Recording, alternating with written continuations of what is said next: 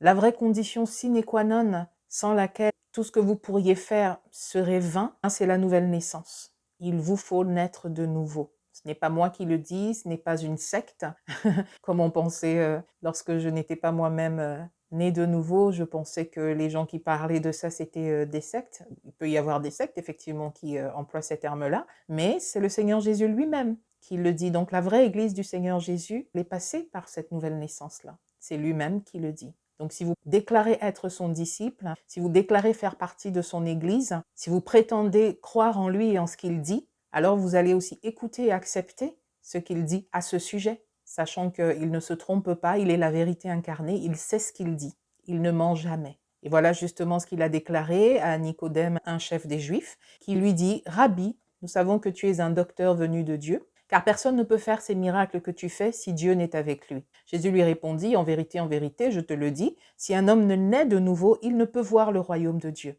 Nicodème lui dit « Comment un homme peut-il naître quand il est vieux? Peut-il rentrer dans le sein de sa mère et naître ?» Jésus répondit « en vérité, je te le dis, si un homme ne naît d'eau et d'esprit, il ne peut entrer dans le royaume de Dieu. Ce qui est né de la chair est chair, et ce qui est né de l'esprit est esprit. Ne t'étonne pas que je t'ai dit qu'il faut que vous naissiez de nouveau. » Donc vous non plus, ne vous étonnez pas de ce qu'ils disent qu'il faut que vous naissiez de nouveau. Nicodème lui dit « Comment cela peut-il se faire ?» Jésus lui répondit « Tu es le docteur d'Israël et tu ne sais pas ces choses.